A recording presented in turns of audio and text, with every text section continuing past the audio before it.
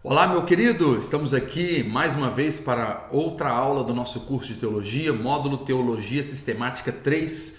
Vamos falar sobre a lição de Amartiologia. Essa é a segunda aula da nossa lição. Pega aí o seu livro, abra na página de número 102. Nós estaremos lendo nesta manhã algumas coisas, porém eu quero trazer uma abordagem completa aqui para vocês. Nós vamos estudar da página 101, eu disse 102? 101 em diante.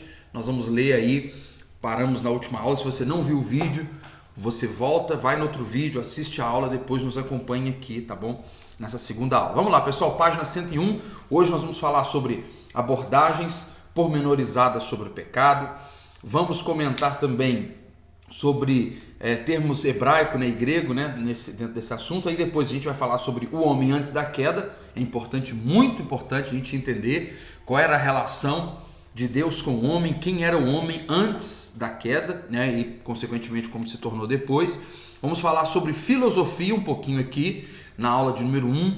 Fizemos uma abordagem pequena. Hoje vamos fazer uma abordagem um pouco mais completa sobre a filosofia e também vamos falar de pormenores da origem do pecado no universo, a manifestação do pecado em Satanás e também no ser humano aqui depois, tá bom, gente? Então vamos lá, página 101, que Deus possa nos dar uma boa aula.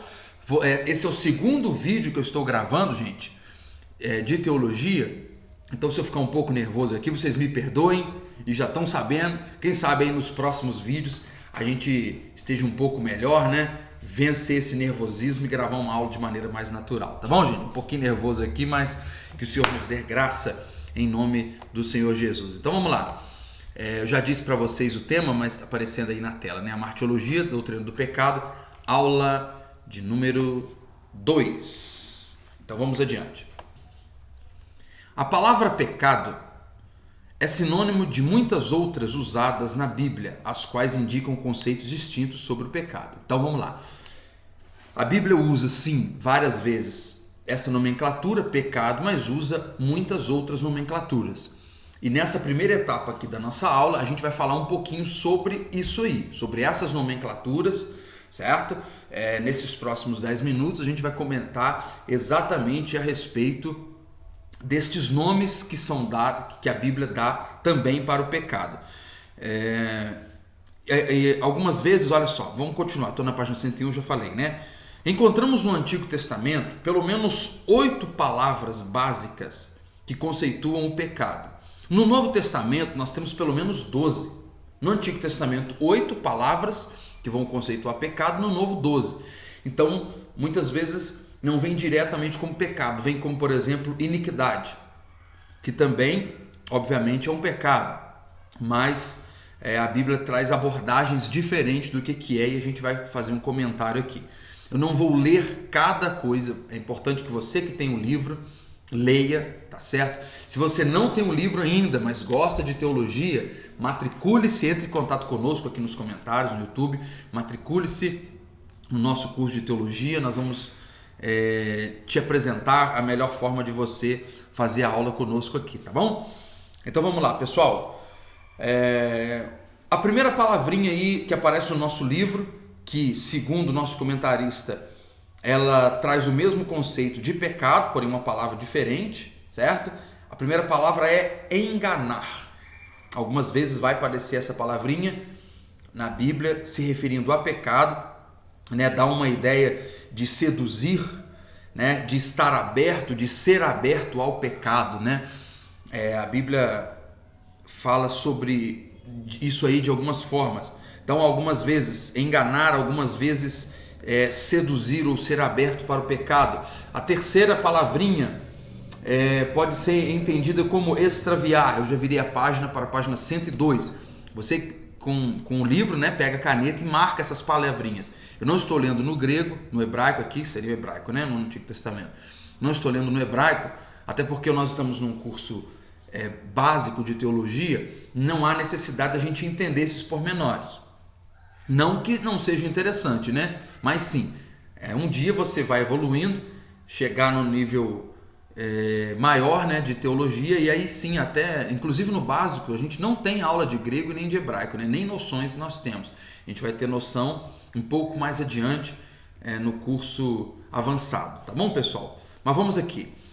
A outra palavrinha é extraviar-se, certo? Errar, ou então extraviar-se. Ou seja, Deus criou um padrão para o ser humano extrapola aquele padrão, o ser humano rompe aquele limite, isso também é errado, tá certo? É pecado no caso, né? A outra palavrinha, nós ainda estamos na página 102 do livro, a outra palavrinha você pega, marca ela aí, sempre eu digo, marca a palavrinha, ou circula do jeito que você achar melhor, né? A palavrinha no hebraico e depois você vai marcar no português traduzido. No português seria errar o alvo. Daqui a pouquinho nós vamos falar do amartia, que é do grego. Também vai ter essa expressão do grego no Novo Testamento, mas no Antigo Testamento também temos essa mesma expressão que significa errar o alvo. Ou seja, a pessoa estava indo numa direção, servindo a Deus. Lembra de Adão? Adão e Eva, eles estavam no paraíso fazendo a vontade de Deus. De repente eles erraram o alvo, eles saíram da direção que Deus queria que eles fizessem, né? Que eles andassem, certo? Nós temos uma outra palavrinha que significa, tem 3 significados para ela aqui, ó: transgredir, rebelar e revoltar-se. Então todo tipo de transgressão, rebeldia ou rebelião ou revolta também é pecado, é erro. Claro, sempre que se fala isso aqui em relação às coisas do Senhor, né? Obviamente. Nós temos ainda uma outra palavra que significa impiedade e perversidade. Eu estou na última linha da página 102, eu sei que tem um livro, marque, por favor. Impiedade e perversidade são palavras também que a Bíblia faz referência ao pecado e a Bíblia condena. Quando está falando dessas palavras, a Bíblia está condenando essa atitude, portanto, demonstrando ser pecado, certo? Agora vamos para a página 103, onde você vai ver escrito assim o título: termos gregos para o pecado. A gente tem o primeiro, que é amartia, né? Significa perder o rumo, fracassar ou errar o alvo, que é o mesmo significado daquela palavrinha no grego, do hebraico, é um pouco mais difícil de ler, né, que a gente viu na página anterior. Repito, marca com a sua caneta, são importantes esses termos. Um dia você estiver estudando sobre o assunto, for pregar sobre o pecado, você vai poder citar na sua mensagem, na sua pregação, essas palavras, e você já vai ter argumentos para trazer para as pessoas que estiverem ouvindo a sua mensagem, a sua pregação, tá bom? Vamos ler, vê se você encontra esse pedacinho aí nesse parágrafo, porque é importante. 103 ainda, tá, gente, a página. No Novo Testamento, os escritores usaram o termo amartia para designar o pecado.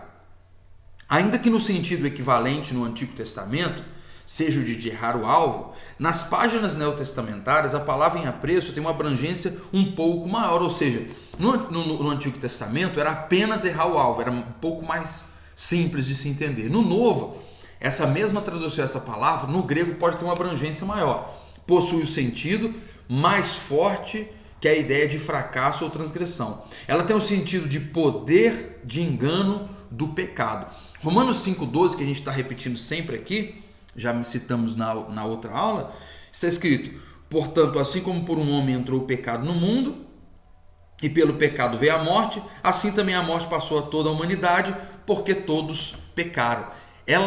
No Novo Testamento, os apóstolos usaram uma palavra, essa amartia, que dá uma conotação de poder ao pecado. É como se o pecado tivesse uma autoridade ou um poder sobre uma determinada ação, ou poderíamos dizer assim, dando uma certa consequência àquele que o pratica, né? Tem essa indicação, essa palavra amartia, que é traduzida para pecado no nosso idioma, tá bom, gente?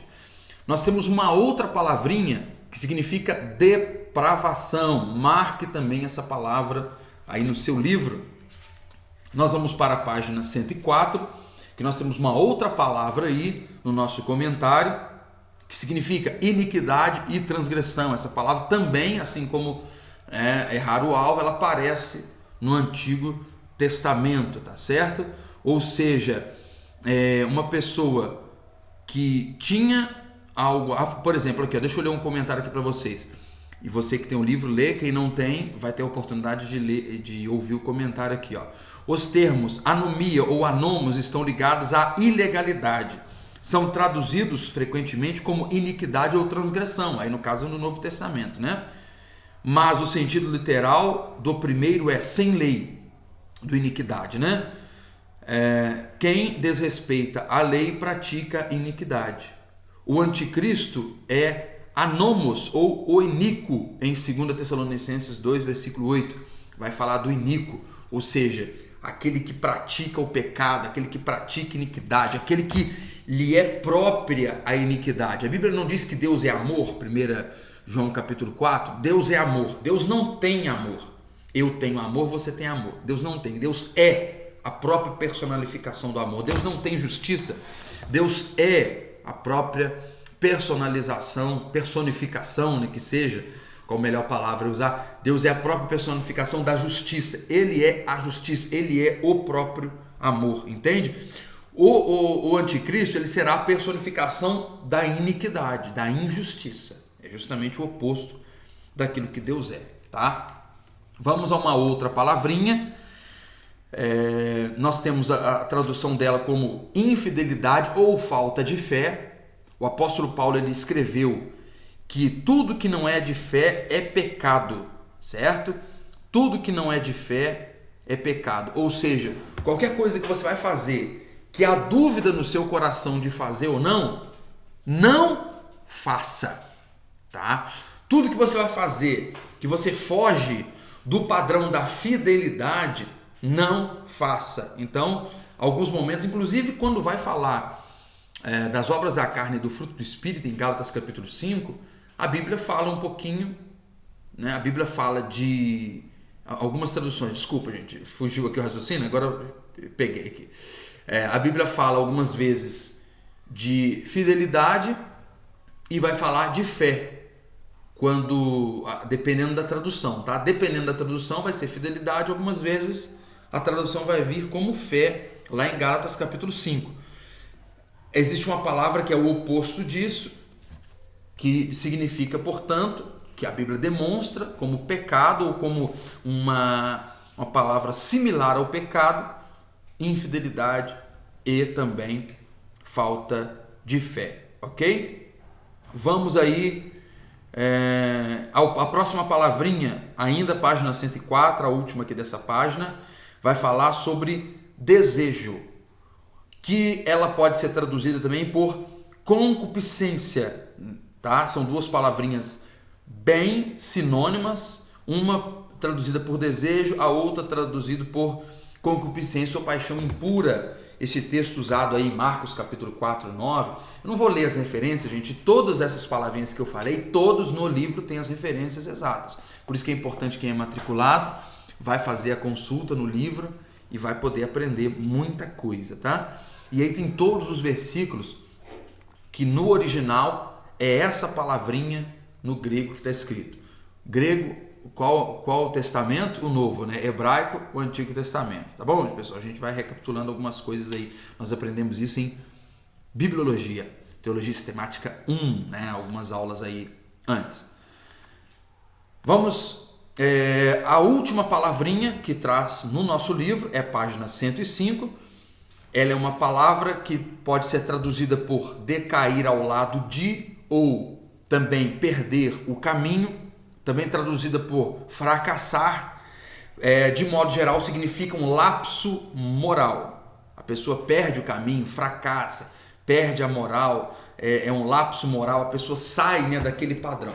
Observem, pessoal, agora eu vou trazer alguma conclusão desse pedaço aqui que a gente falou, para a gente passar para a segunda etapa. Observem que a Bíblia sempre demonstra para nós que existe um padrão, existe um jeito correto de ser. Agora a gente vai entrar, daqui a pouco, né, na parte da filosofia, a gente vai ver que a filosofia não destoa totalmente do padrão divino, no sentido de que o entendimento da filosofia é um e do padrão divino é outro. Já já a gente vai falar um pouco melhor, tá? Mas nas coisas de Deus existe sim um padrão, existe um jeito correto de ser. Ok? E qualquer milímetro que alguém foge, ele já saiu, ele já pecou, certo? Então, como alcançar o favor divino, também a gente vai comentar daqui a pouco. Eu sei que você já sabe, você é crente, né? Mas a gente vai trazer uma abordagem rapidinho aqui sobre esse assunto também. Ainda na página 105, gente, vamos falar agora um outro tema, o homem antes da queda. O homem antes da queda. A gente precisa ler esse primeiro parágrafo, marque ele aí, por favor. A Bíblia é a única fonte segura para determinar a criação do homem e seu estado original. De forma simples e objetiva, o Gênesis declara que depois de tudo foi feito, especialmente o homem, viu Deus que era muito bom. Isso aqui já é o suficiente para a gente compreender toda a argumentação do comentarista daqui por diante, certo? O que a gente tem que entender? O homem antes da queda. Existe um homem antes e existe um homem depois. Esse ser humano, antes de pecar, antes de atender à voz da serpente, esse ser humano, ele era bom e viu Deus que tudo era bom. A Bíblia faz questão não só aqui de falar isso, mas o próprio apóstolo Paulo, né, ele vai nos falar, né, também sobre isso. A Bíblia nos diz que hoje a terra geme, a criatura de Deus geme com dores até a sua restauração. Certas palavras são um pouco diferentes, mas é assim que a Bíblia nos diz, que é como se a natureza estivesse aguardando a época da restauração dela, ou seja, porque ela foi destruída por causa do pecado. E não é só o homem que pode ser dividido entre antes e depois da queda, antes e depois de pecar. Não, a natureza também. Então, antes Deus havia olhado e tudo era bom. Fala para mim uma coisa, uma tsunami quando chega devastando tudo, um furacão quando chega fazendo isso é bom? Não, isso não é bom. Ou seja, isso não estava no projeto original lá atrás. Um filho quando maltrata o pai quando estupra a filha, os filhos quando não se dão bem, o casal quando rompe um com o outro, isso é bom? Isso é bom? Não, isso não é bom. Ou seja, isso não estava no plano original de Deus. Por que estragou? O que causou a ruptura? O pecado. O pecado veio, causou essa rachadura no plano inicial de Deus. Tá? Claro que a presciência de Deus, através de sua presciência, Deus já via todas as coisas. Quando nós estudamos sobre Deus, né, me parece, gente, que foi o livro de Teologia Sistemática 2. Nós falamos sobre Deus, sobre Cristo, sobre o Espírito Santo, né, a Trindade, etc. Nós estudamos sobre predestinação, presciência, essas coisas, e tiramos essas dúvidas. Não é a aula de hoje, mas deixa eu falar um minutinho aqui sobre isso. Em sua presciência, ou seja, no seu pré-conhecimento de todas as coisas, Deus já sabia que isso ia acontecer. É diferente de Deus ter determinado que aquilo aconteceria. Deus não escreveu lá, vai acontecer assim. Essa é a nossa fé, é assim que eu acredito. Tá? Deus não escreveu, porque senão ele estaria criando aquela situação e de Deus não brota nada mal. Então por que o mal aconteceu? Ele sabia que ia acontecer, ele permitiu que acontecesse, mas tudo está no controle dele. Amém? Todas as coisas estão no controle do Senhor, mas o mal não tem origem necessariamente em Deus.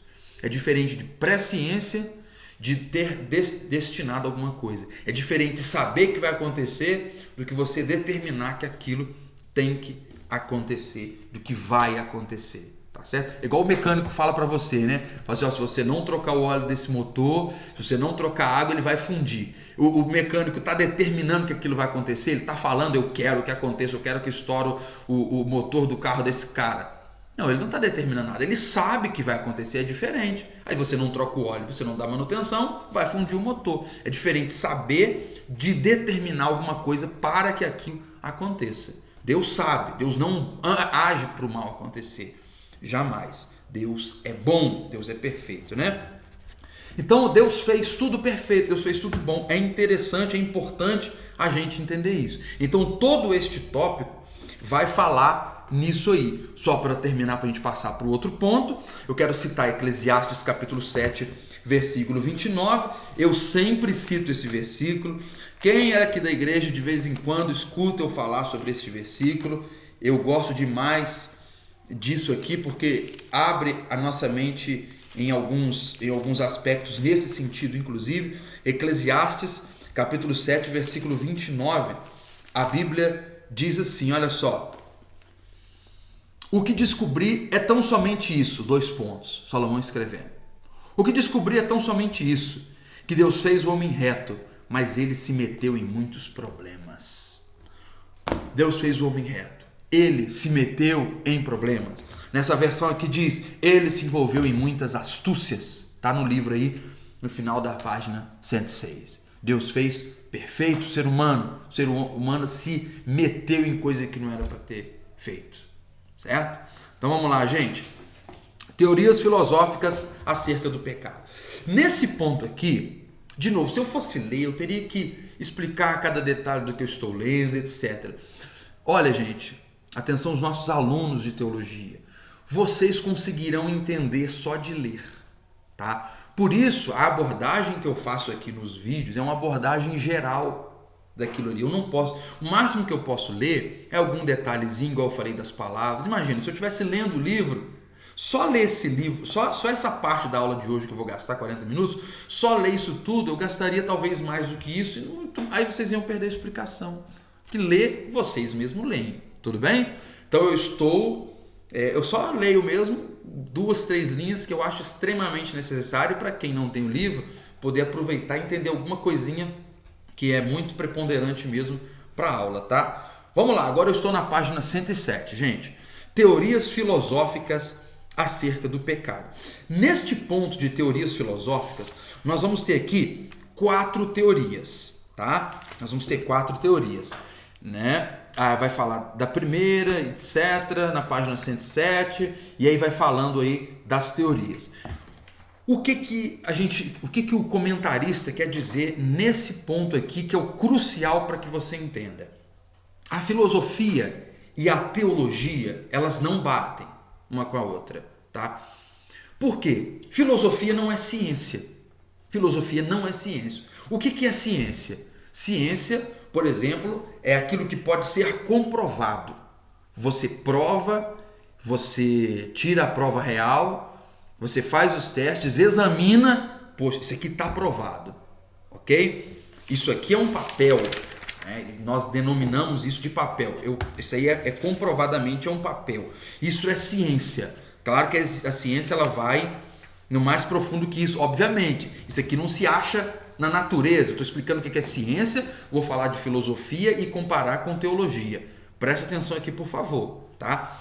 A ciência descobriu que através da árvore, né, ela pode misturar ali que eu não sei o que é, porque eu não sei como é que faz, né? E aí vai desenvolver o papel.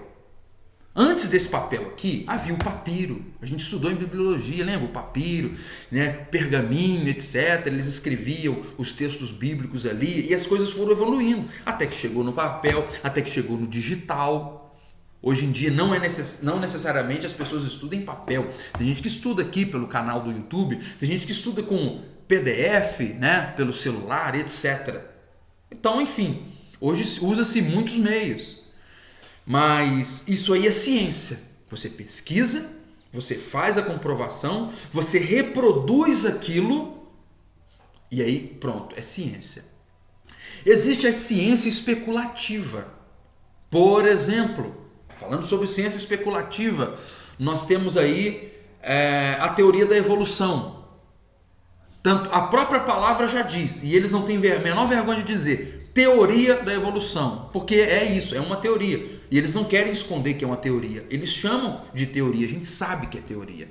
Ou seja, no popular é um chute. No popular estão arriscando, eu acho que é isso, é uma achologia. Eles acham, eles pensam que um homem um dia evoluiu, mas eles pensam isso por quê? Porque eles disseram que encontraram não sei o quê, eles acham, é tudo mera especulação.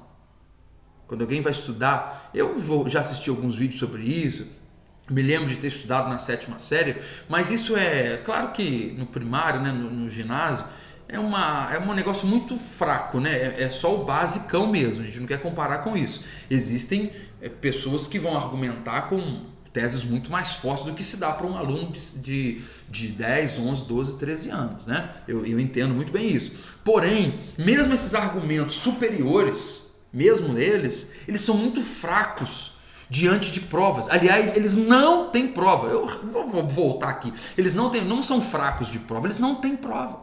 O que eles têm, eles chamam de indícios. Tá? Inclusive, até crime, você não condena ninguém por indício. Eu tenho um indício aqui de que foi essa pessoa que matou o fulano. Qual que é o indício? Eu achei isso e isso lá no apartamento. Você achou? Tá, tem mais alguma coisa? Não, foi só isso. Não condena essa pessoa. É um indício, não é uma prova de que a pessoa foi lá e cometeu aquele crime. A ciência tem que ser provada. Não é provado, não é ciência. Ou seja, a teoria da evolução, o evolucionismo, não é ciência. Sabe o que é o evolucionismo? É um tipo de fé. Não se pode comprovar. A fé não se pode comprovar. Você pode mostrar Deus fisicamente com uma pessoa, explicar isso fisicamente. Não é fé. É fé. O evolucionismo está nessa área, só que os cientistas não aceitam isso. E sabe qual que é a minha dificuldade, eu como pastor e algumas pessoas, em relação a isso? É o seguinte, por que eles ensinam esse tipo de fé nas escolas e não ensinam a nossa fé, que pelo menos há registro dela nas escolas? A nossa fé, pelo menos, tem registro da nossa fé. E eles não têm registro de nada. Eles não têm nenhum tipo de registro de alguma coisa. Tá? Mas vamos adiante aqui.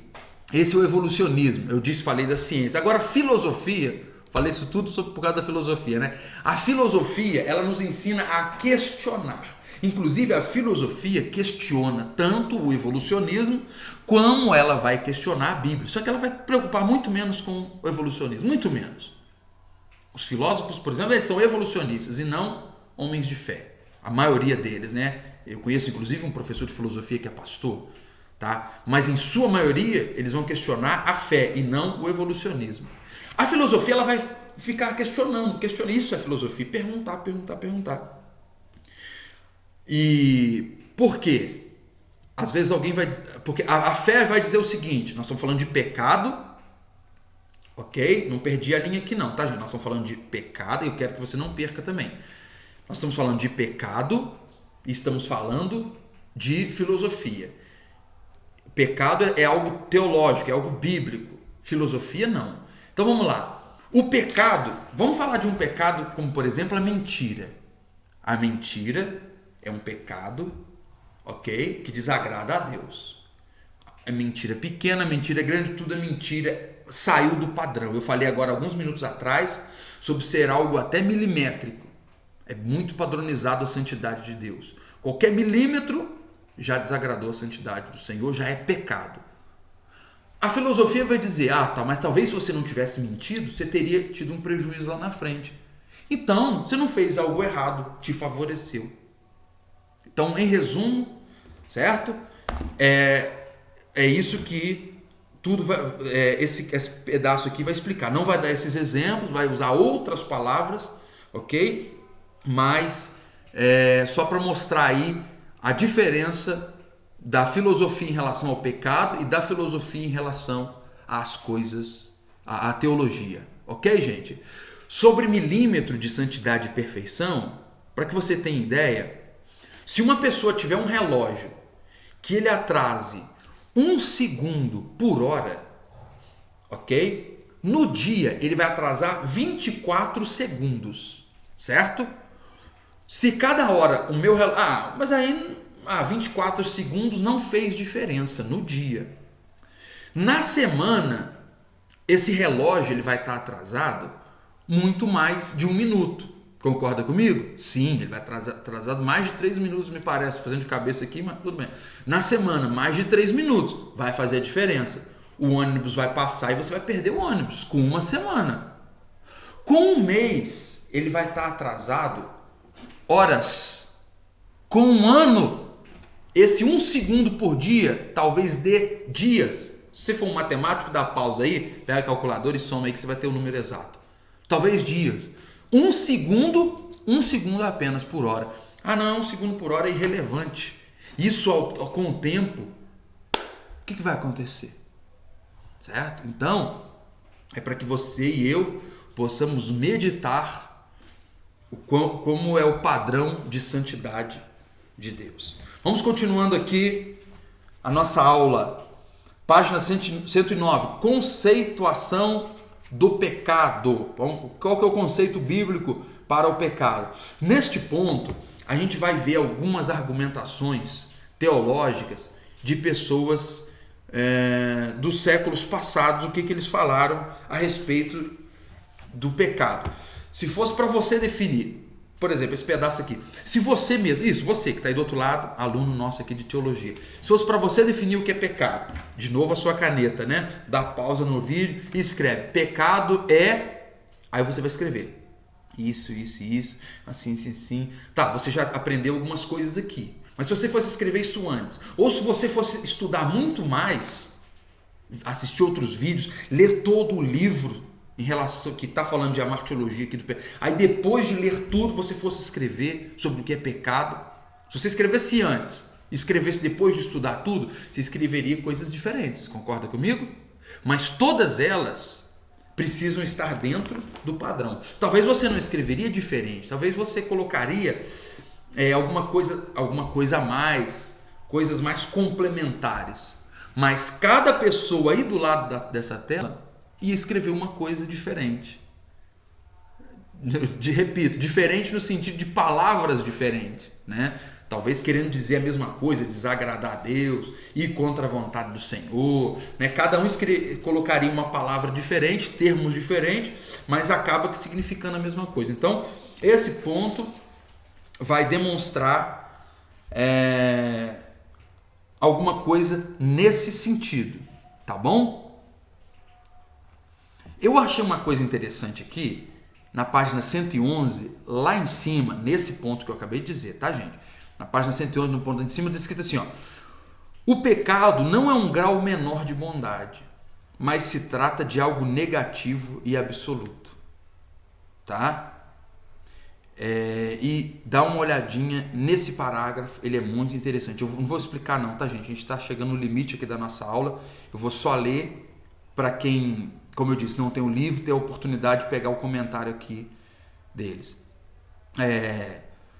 O pecado não é um grau menor de bondade, mas se trata de algo negativo e absoluto. Biblicamente, não há neutralidade quanto ao bem ou ao mal. O que é mal não é mais ou menos mal. Ou se está do lado justo e certo, ou se está do lado injusto e errado. Então não tem mais ou menos, né? Vamos adiante aí, para nós concluirmos a nossa aula de hoje.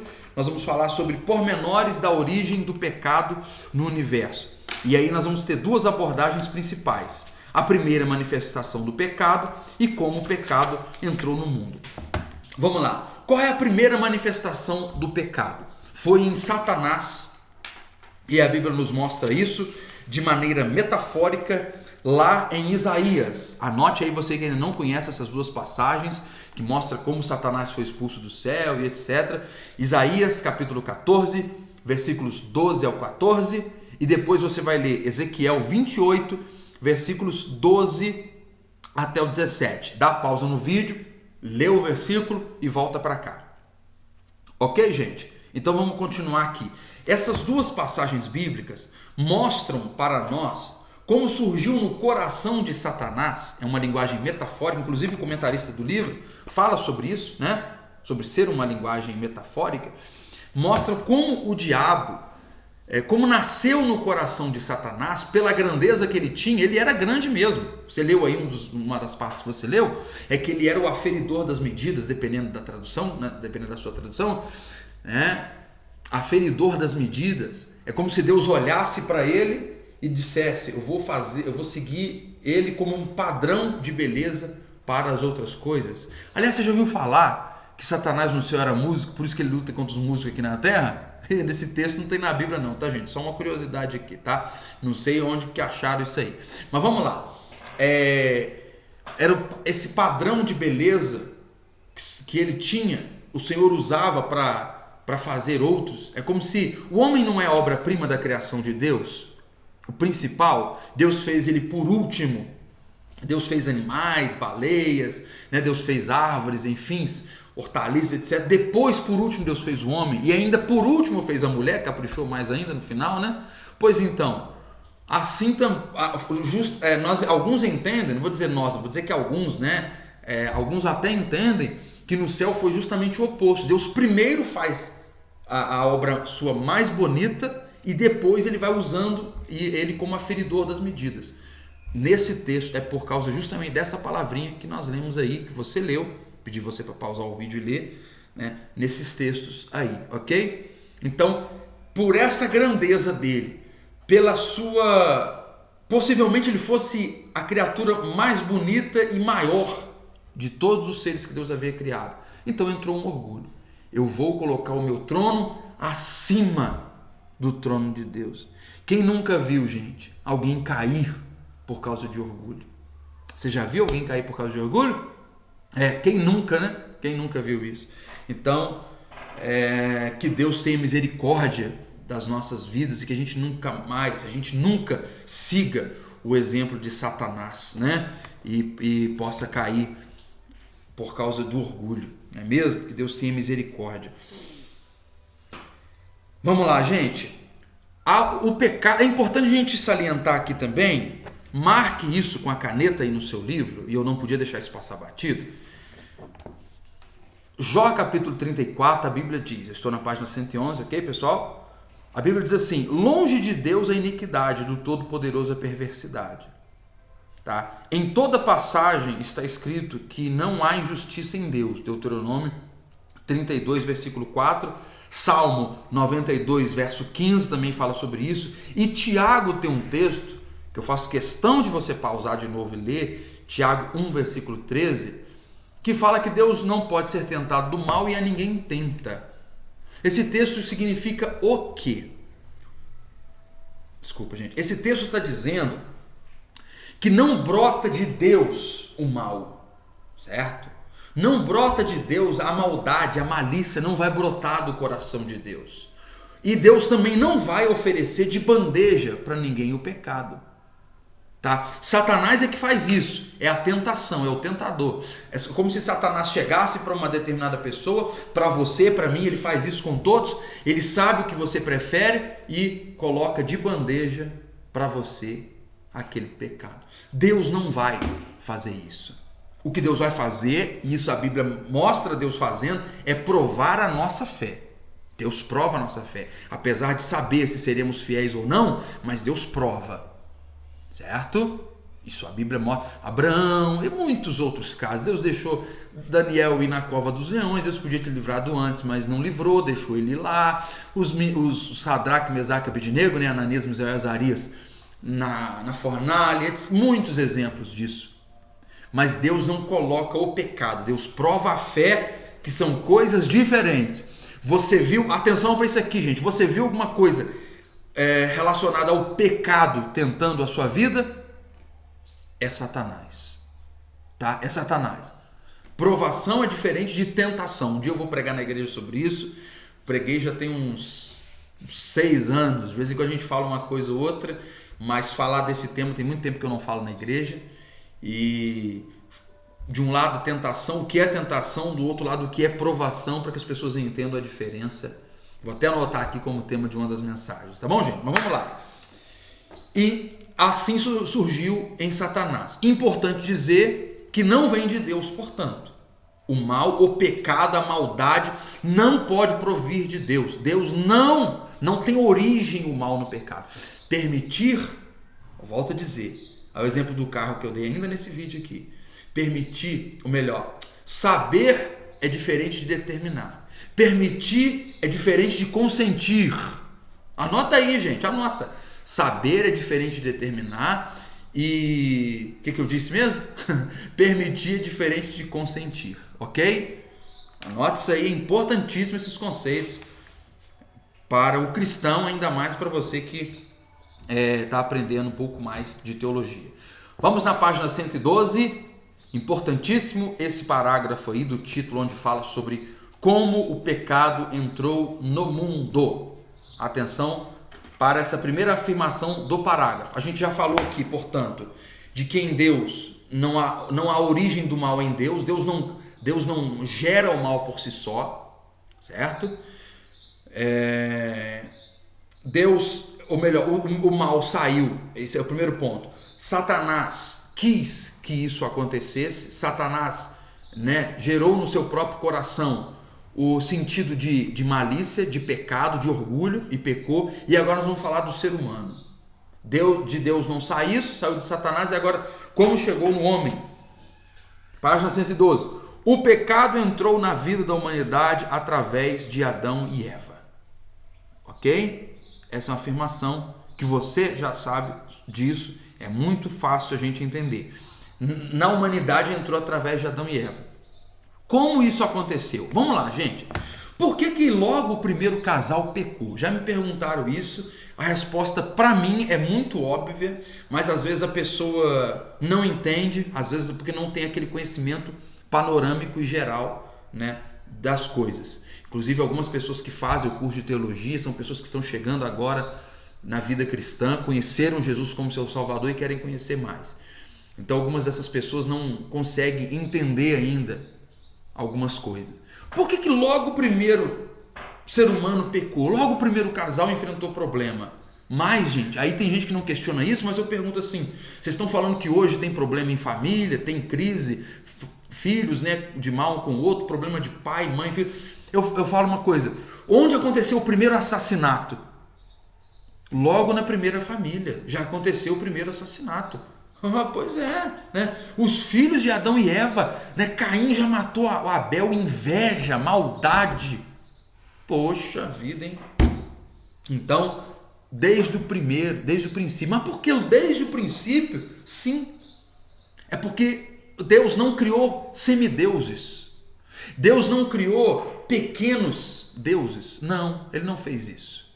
Ele fez seres humanos, Ele fez seres totalmente diferentes, tá? Do que algumas pessoas podem pensar. Deus fez o homem reto, certo, perfeito. Ok? Perfeito não, desculpa. Deus fez o homem bom. Deus fez o homem reto, capaz de dizer não para a serpente. É assim que nós acreditamos. Deus fez o homem capaz de dizer não para a serpente. Deus fez o homem capaz de dizer não para sua mulher e falar assim: Eva, você não poderia ter feito isso, eu não vou fazer. Porque Deus só chega para cobrar a atitude deles depois que Adão come e não quando Eva comeu. Você já parou para pensar sobre isso? Já parou para pensar? No encontro de casais a gente até faz essa abordagem, eu falo um pouquinho sobre isso, não vou comentar aqui agora, ok? Mas Deus vem cobrar depois que Adão come o fruto. Ele poderia dizer não para Eva, como líder da sua família, como aquele que recebeu ordem direta de Deus para não fazer. Adão vai lá, come. Aí antes de Deus chegar, eles percebem que eles estavam nus, fugiram de onde eles sempre encontravam com Deus e pronto.